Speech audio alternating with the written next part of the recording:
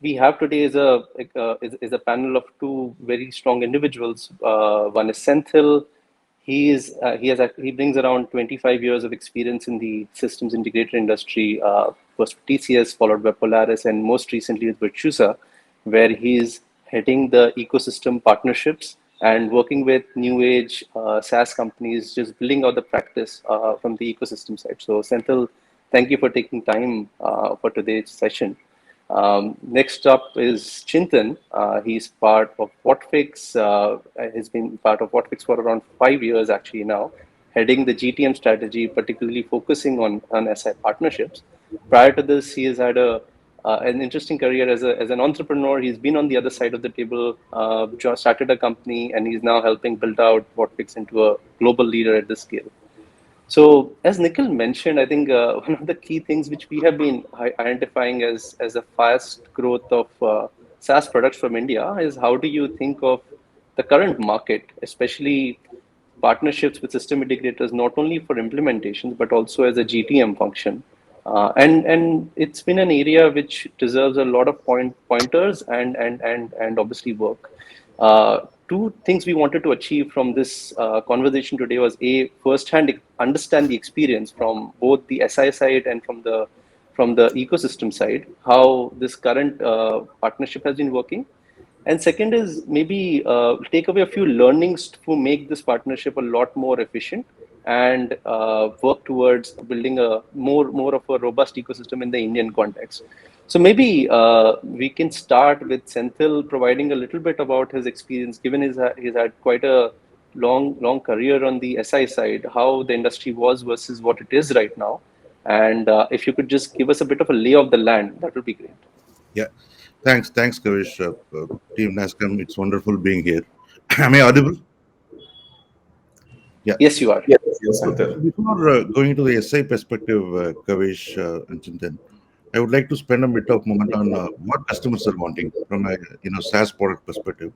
If you really see the time gap between an innovator and the laggard in any industry used to be roughly 10 years. Now it has become 3 years thanks to cloud, AML, and then different SaaS platforms, right? And this is even shrinking further. So for example, if it is a Paytm today and tomorrow there could be a another company replicating the scale model. So this is where the SaaS play comes into picture in multiple industries, could be banking, healthcare, and multiple other players. So one of the key things that we have observed is there are two or three variants of SaaS play. There are players, stable players like Salesforce.com, Workday, etc., who solve the enterprise problems, and then there are nuanced players who go for a very narrow scope problems. So what we typically work with customers is, what is a business problem that they are trying to solve, right? Could be a business problem or could be a technology problem. And that's where the role of an SI comes in. So with a good understanding of a customer, let's say I'm working with a bank, and then bank has a clunky software for digital KYC, which takes about a couple of weeks. So who are the right partners that we can bring in? And this is where the things get really interesting. So prior to SaaS world, there were a lot of product vendors, but with the SaaS world now there is so much of investment from the investment community, which means you have access to the top of the talent, you have access to top of the research, and so on. That's where the customers are going into an ecosystem. So instead of doing everything internally, inside my company, can I work with a group of partners, build an ecosystem, start doing experimentation, and so on? That's probably to start with, if it makes sense, Kavish, Chintan. No, definitely, and maybe we can start with Chintan as well to explain his side of the equation, given that he's been building this on from Whatfix perspective. So maybe we start with that. Yeah, sure. Hey, Kavish, hey, Senthil, and thanks again, NASSCOM team. Appreciate all your time. So from a SaaS, from a product perspective, working with GSI is quite enriching, and we internally like to colloquially say it's like riding on top of an elephant, right? And as a SaaS company, as a product company, it literally takes a village, right, to work with the GSI and put that partnership to fruition.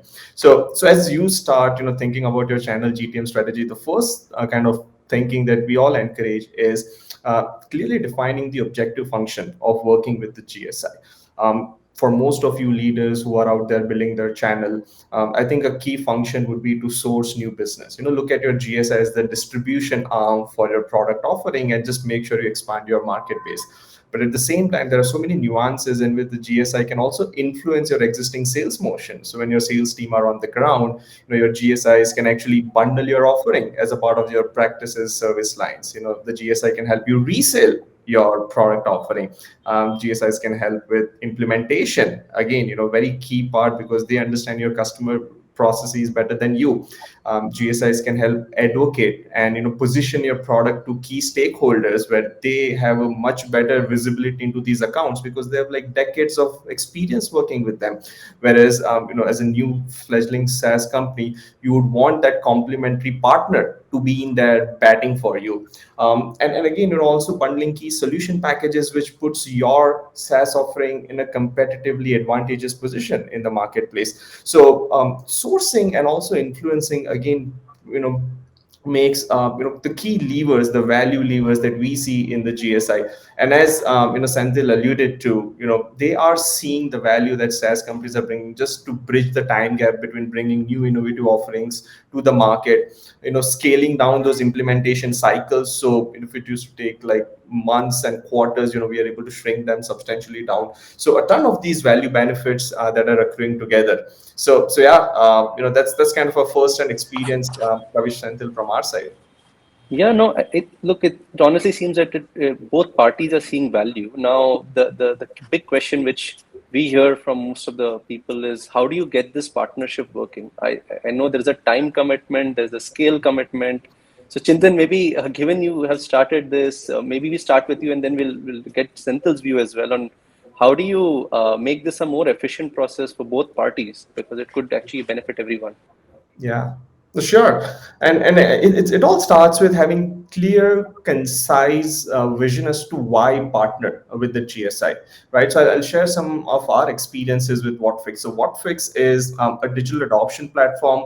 Think about us as a guidance layer that sits on top of any application, whether it's a third-party enterprise SaaS application, whether it's a custom application. And what we do is we help end users seamlessly onboard to these applications. We help them learn while in the flow of their work. And what it does is, for the end enterprise, they see a substantial reduction in their support overhead, because now all the how-to queries that people are struggling to use the application, they're all finding self-serve capability, right? The training is much more seamless. A change management is much more seamless. And we are able to change the behavior while the users are in the flow of it. So now let's take a step back. So this value is directly correlated to the large transformation projects that the enterprises are doing. And as a part of these transformation projects, GSIs are out there on the ground building those processes, building those applications. So who better than to work with us as an extended arm to go ahead and have these applications not just baked, but also have an overlay guidance layer on top, which kind of seamlessly, aligns with their KPIs to serve the clients, their KPIs to make sure that the implementation is successful. So Kavish, to highlight, as a SaaS offering, it's very important that the positioning to the GSI as a part of your talk track is very clear. You have to be very aligned with the KPIs that the GSIs are driving. What are their success criteria? What are they looking to achieve? How can we make them feel good in front of their clients? And as long as you as a SaaS provider can align, then it's magic, right? So then you can always kind of be more tactical. And once that positioning, that value levers are clearly defined, then the tactical work begins, working with the practices, the service lines who are out there to fulfill the demand in the market.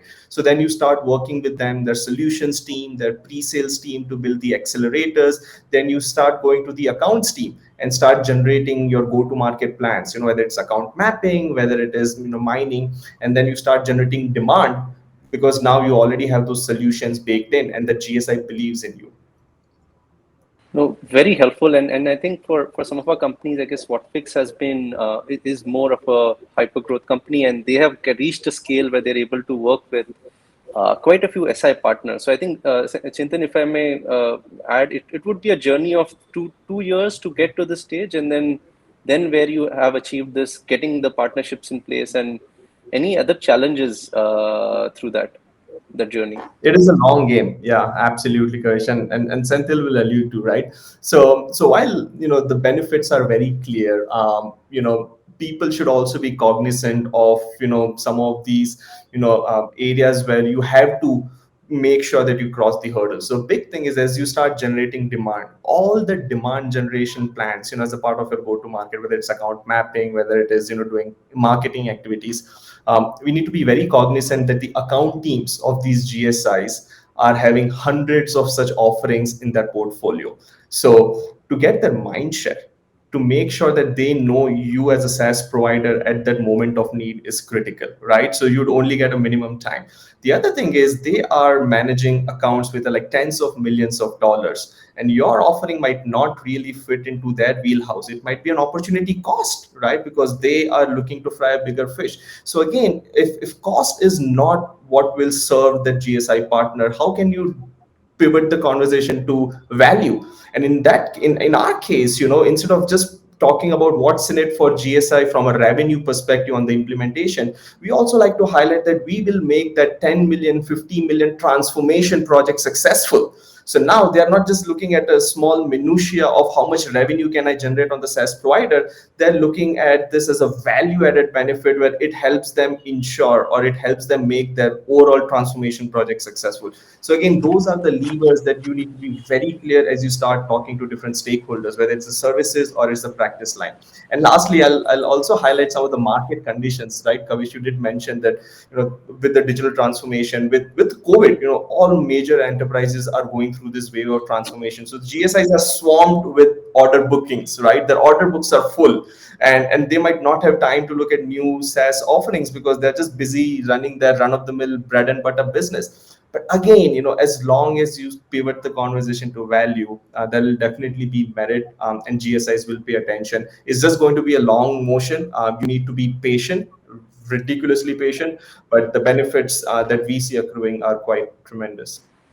No, very, very insightful. And maybe Senthil, this is the right time to get your experience, because I know Virtusa per se has been working with multiple partners, and you yourself have taken a larger lead on the whole banking ecosystem play. So maybe sharing some experience there, and what will it make I mean, what will get you excited as a firm to work with partners, and what do you expect from them?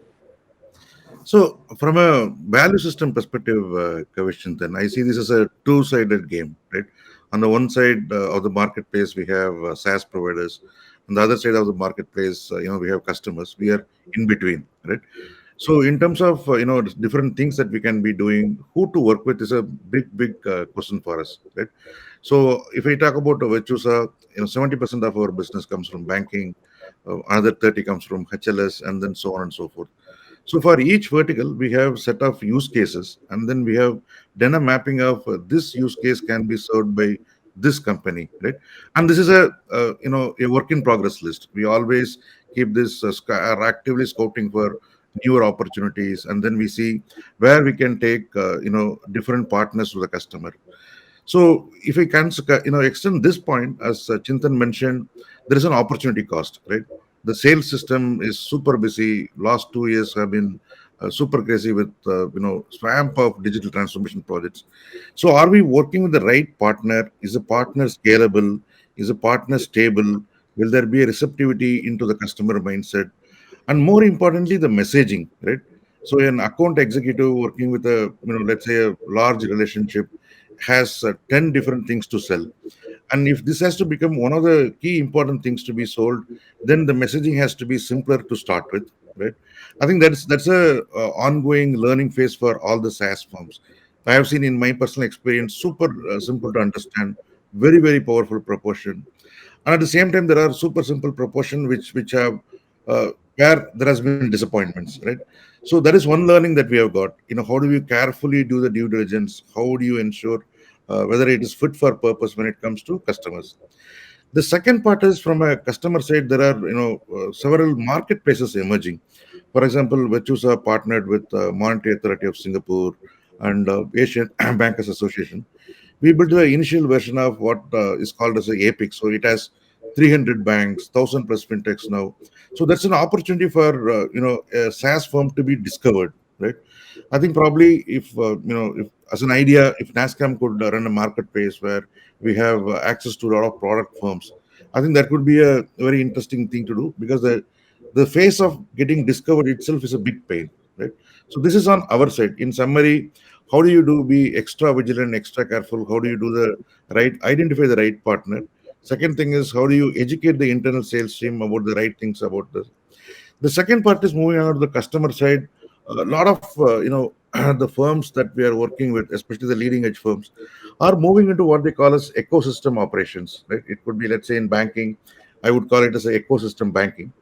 So underpinned by open innovation. So open innovation is all about, instead of you trying to innovate everything, how do you work with a band of disruptors, startups, scale-ups across the globe, right? For you to run this ecosystem strategy, then you need to effort. It could be monetary effort in terms of setting up sandbox and other things. But eventually, I think this is where the industry is headed towards too, right? Some There's an ecosystem strategist from the company organization side.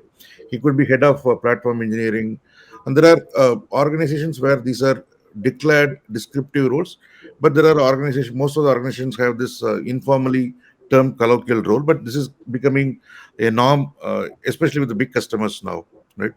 So that is one learning where the customers are more worried about super exciting, fantastic offering. This company has been in existence only for 3 years. What will happen, right? So that is where the discussions about the liability, what kind of a role that SA could play. Can the liability go through the SA, and then there is a back-to-back agreement? And in case if untoward even happens, what is the replacement strategy, right? So in most of the organizations where we are deploying SaaS platforms and then other things, that has become a big topic, especially in the regulated industries such as healthcare and then banking and so on. And the last is around the aspects of experimentation, right? So earlier the choices were very restricted. So it was Oracle for database and then SFDC for CRM. Now there is the speed of innovation has completely exploded, right? So which means an organization has to be continuously watchful of what's there, and then there could be some scale ups, there should be some stabilizing, and at the same time there are stuff which are let's say exploring, that you need to keep an eye on, right? So that is where we work very close as a GA who understand the business process. And then the more importantly, once you have, let's say, I'm just giving a practical example. One of the bank that we are working with wanted to explore a buy now pay later proposition, right? Proposition, we identified a fantastic partner in India. We took them to the partner. Then the bank realized there are 22 different interfaces to plug in to, right? It becomes a whole lot of complex story which is exactly where, as Chintan mentioned, SAs play a role, right?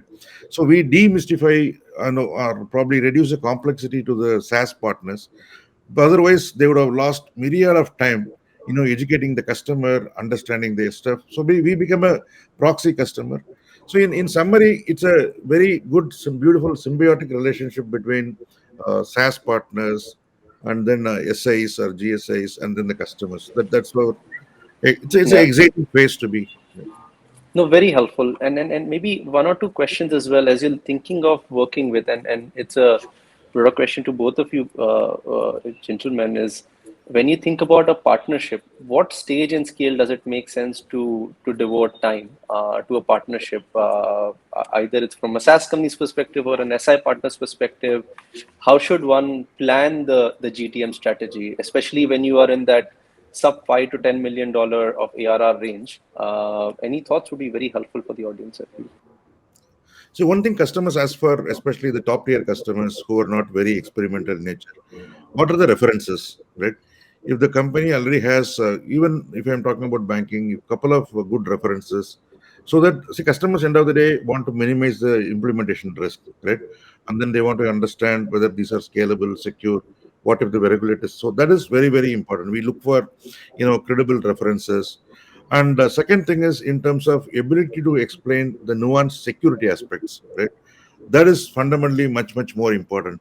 So if there is a compromise in let's say the API structure, and then this becomes a weak link. So these are the two very important things from practice, and obviously there are more things, but I would say credible references obviously it's a catch-22 situation, but most of the banks that we work with, healthcare companies, life science companies, look for good references. And then how secure and robust is your stack? Yeah. Chintan, over to you. Could not agree with you, Senthil. As we were planning our GTM with partnerships, we were going through ISO certification, SOC compliance, GDPR compliance, because partners want that, GSIs want that, because there is a lot of risk involved, right?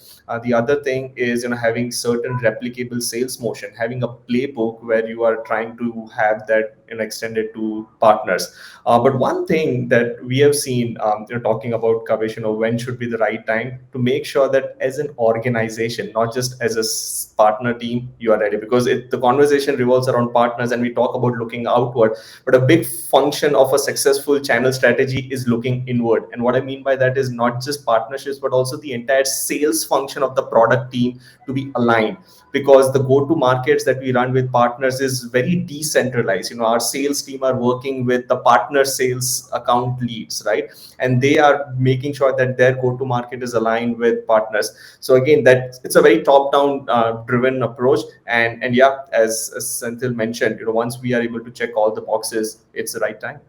Yeah, if you can just take 30 seconds, Kavish, if it's okay with you. I think the point that Chintan made about sales playbook is one of the utmost important things, right? So our ideal sales partner would be somebody like who says, guys, this is my sales playbook. I want to talk to head of lending. I want to talk to head of platform management. And once I have initiated the conversation, this is the walk, right? And this is the value proposition. I think that sales playbook. I have seen different levels of maturity from different partners, but the partners who have thought through the proposition very well have a clear sales book, which means our sales team's ability to get excited and then ready to take the customer or proposition to customer get shortened. Fantastic point, Chintan. Yeah. Perfect. I think we've run out of time, but thank you both for joining. And I think this is definitely a discussion which we can continue offline as well. And if anybody from the audience wants to get in touch with either Senthil or Chintan, please reach out to the NASSCOM team. But again, thank you both for doing this, and thanks to the NASSCOM team as well. Thanks. Sure. Thanks, everyone. Thanks, Cheers. everyone.